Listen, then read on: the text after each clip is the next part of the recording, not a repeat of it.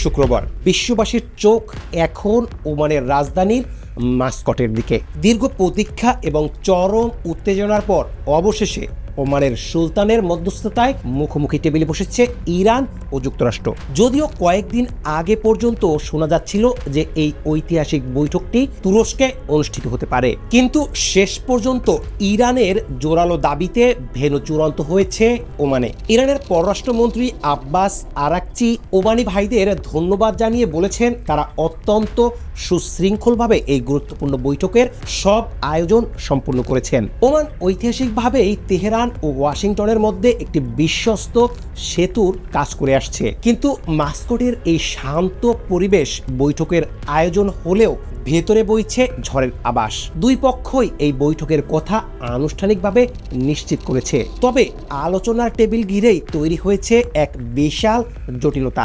যে আমেরিকা একসময় একতরফাভাবে পারমাণবিক চুক্তি থেকে বেরিয়ে গিয়েছিল, আজ সেই আমেরিকা একটি অস্থিতিশীল মধ্যপ্রাচ্য শান্ত করতে ইরানের শর্ত মেনেই ওমানের মাটিতে পা রাখছে। মাস্কট বৈঠকের সবচেয়ে বড় সংকটটি হলো আলোচনার মূল এজেন্ডা বা বিষয়বস্তু কি হবে। দুই পক্ষ আলোচনার টেবিলে বসলেও তারা কি নিয়ে কথা বলবে তা নিয়ে রয়ে গেছে আকাশ পাতাল ব্যবধান। ইরান শুরু থেকেই তাদের অবস্থান পরিষ্কার করে দিয়েছে, তারা চায় আলোচনা হোক কেবল তাদের পারমাণবিক নিউক্লিয়ার কর্মসূচি এবং এর উপর থেকে মার্কিন নিষেধাজ্ঞা প্রত্যাহার নিয়ে। ইরানের দাবি অনুযায়ী এর বাইরে অন্য কোনো বিষয়ে কথা বলা মানে হলো তাদের সার্বভৌমত্বে হস্তক্ষেপ করা। অন্যদিকে যুক্তরাষ্ট্রের প্রেসিডেন্ট ডোনাল্ড ট্রাম্পের প্রশাসন চাইছে এক বিশাল আলোচনার জাল বিছাতে। তারা বলছে আলোচনা কেবল পারমাণবিক কর্মসূচিতে সীমাবদ্ধ থাকলে চলবে না, এতে অন্তর্ভুক্ত করতে হবে ইরানের ব্যালিস্টিক ক্ষেপণাস্ত্র কর্মসূচি, মধ্যপ্রাচ্যে ইরান সমর্থিত বিভিন্ন সশস্ত্র গোষ্ঠীর কার্যক্রম এবং ইরানের অভ্যন্তরীণ মানবাধিকার পরিস্থিতি। এই এজেন্ডা নিয়ে বড় ধরনের মতবিরোধ বৈঠকের সাফল্যকে শুরুতেই বড় প্রশ্নের মুখে ফেলে দিয়েছে। ইরানের নীতি নির্ধারকরা ওয়াশিংটনকে সাফ জানিয়ে দিয়েছেন যে তাদের সামরিক সক্ষমতা নিয়ে কোনো আপোষ করা হবে না। ইরানের একজন উচ্চপদস্থ কর্মকর্তা স্পষ্ট ভাষায় বলেছেন, আমাদের ব্যালিস্টিক ক্ষেপণাস্ত্র কর্মসূচি আমাদের জাতীয় নিরাপত্তার মূল ভিত্তি, এটি আলোচনার টেবিলের বাইরে থাকবে। অর্থাৎ ইরান একটি সীমিত আলোচনা চায় যা কেবল পারমাণবিক চুক্তিতে ফিরে যাওয়ার শর্তাবলীর মধ্যে সীমাবদ্ধ থাকবে। ইরানের যুক্তি হলো যুক্তরাষ্ট্র যেহেতু চুক্তি লঙ্ঘন করে বেরিয়ে গিয়েছিল, তাই তাদের প্রথম কাজ হলো বিশ্বাসযোগ্যতা ফিরিয়ে আনা এবং অর্থনৈতিক নিষেধাজ্ঞা তুলে নেওয়া। নিজেদের প্রতিরক্ষা ব্যবস্থাকে আলোচনার বিষয়বস্তু করতে রাজি না হওয়ার মাধ্যমে ইরান আসলে ওয়াশিংটনকে এই বার্তাই দিচ্ছে যে তারা চাপের মুখে নতজানু হয়ে কোনো অসম চুক্তিতে সই করবে না। তেহরানের এই অনড় অবস্থান মার্কিন কূটনীতিবিদদের জন্য এক বিশাল চ্যালেঞ্জ হয়ে দাঁড়িয়েছে। এখন প্রশ্ন হচ্ছে যুক্তরাষ্ট্রের বিস্তৃত এজেন্ডা কেন ট্রাম্প প্রশাসন পরিধি বাড়াতে চায়? ওয়াশিংটন কেন পারমাণবিক কর্মসূচির বাইরে আরো অনেক বিষয় টেনে আনতে চাইছে? তার পেছনে রয়েছে গভীর ভূরাজনৈতিক স্বার্থ। ট্রাম্প প্রশাসন মনে করে কেবল পারমাণবিক চুক্তি হলে ইরান সেই অর্থ দিয়ে মধ্যপ্রাচ্যে তাদের প্রভাব আরো বাড়াবে এবং ক্ষেপণাস্ত্র প্রযুক্তি উন্নত করবে। যুক্তরাষ্ট্র চায় ইরানকে একটি সামগ্রিক চুক্তির অধীনে আনতে, যা কেবল পারমাণবিক বোমা নয় বরং ইরানের আঞ্চলিক সক্ষমতাকে শিকলবন্দি করবে। বিশেষ করে ইসরায়েল এবং সৌদি আরবের মতো মার্কিন মিত্রদের নিরাপত্তা নিশ্চিত করতে ইরানের ক্ষেপণাস্ত্র কর্মসূচি এবং লেবানন, ইয়েমেন বা সিরিয়ায় ইরানের সক্রিয় সহায়তা বন্ধ করা ওয়াশিংটনের জন্য অপরিহার্য। যুক্তরাষ্ট্র ওমানের এই বৈঠকে একটি গ্রাহক বার্গেইন বা বিশাল দর কষাকষির হাতিয়ার হিসেবে ব্যবহার করতে চায়, কিন্তু ইরানের সীমিত আলোচনায় দাবির বিপরীতে যুক্তরাষ্ট্রের এই বিস্তৃত চাওয়া মাস্কট বৈঠককে একটি বিশাল মৃত গলিপথে নিয়ে যাওয়ার ঝুঁকি তৈরি করেছে।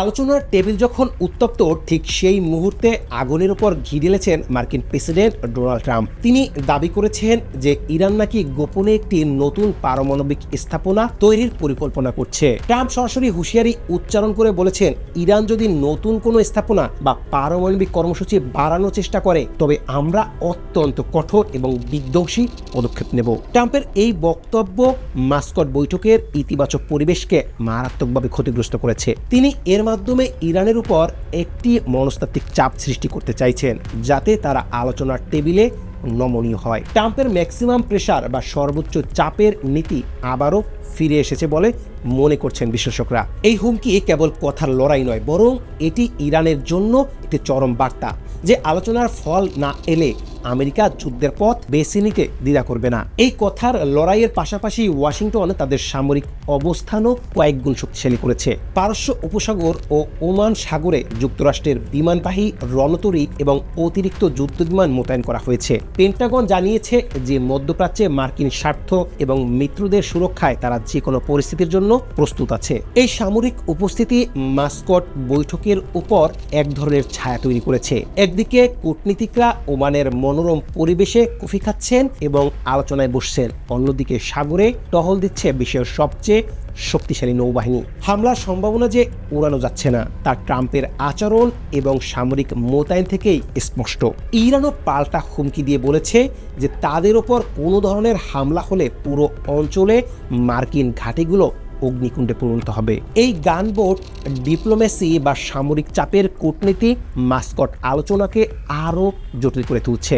এই উত্তেজনার মধ্যেও ওমান তাদের পক্ষ থেকে সর্বোচ্চ চেষ্টা চালিয়ে যাচ্ছে। ওমানের সুলতান এবং তাদের পররাষ্ট্রমন্ত্রী দুই পক্ষকেই বারবার স্মরণ করিয়ে দিচ্ছেন যে সামরিক সংঘাত এই অঞ্চলে কারোর জন্য কল্যাণকর হবে না। ওমানের এই ভ্রাতৃত্বপূর্ণ উদ্যোগকে ইরান স্বাগত জানালেও যুক্তরাষ্ট্রের এজেন্ডা পরিবর্তনের অনমনীয়তা ওমানি মধ্যস্থকারীদের জন্য এক কঠিন পরীক্ষা।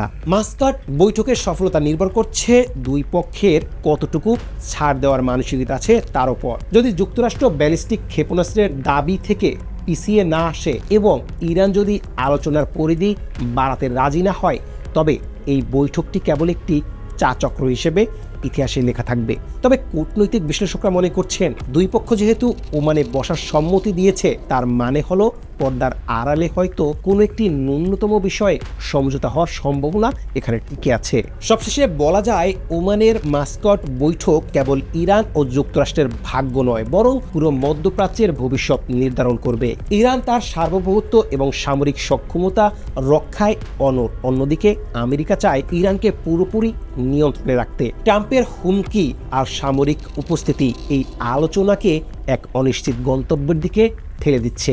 যদি দুই পক্ষ এজেন্ডা নিয়ে কোনো একটি মাঝামাঝি অবস্থানে পৌঁছাতে পারে, তবেই এই অঞ্চল যুদ্ধের ভয়াবহতা থেকে রেহাই পাবে। অন্যথায় মাস্কাটের এই ব্যর্থতা কেবল একটি নতুন ভয়াবহ সামরিক সংঘাতের সূচনা করবে। বিশ্ব এখন রুদ্ধশ্বাসে অপেক্ষা করছে মাস্কাট থেকে আসা পরবর্তী খবরের জন্য। শক্তির ভারসাম্য রক্ষা না হলে এই কূটনৈতিক লড়াই যে কোনো সময় রণাঙ্গনে রূপ নিতে পারে। আজ শুক্রবারের এই আলোচনা কি শান্তির পথ দেখাবে নাকি যুদ্ধের বিহুগল বাজাবে, তা সময় বলে দিবে।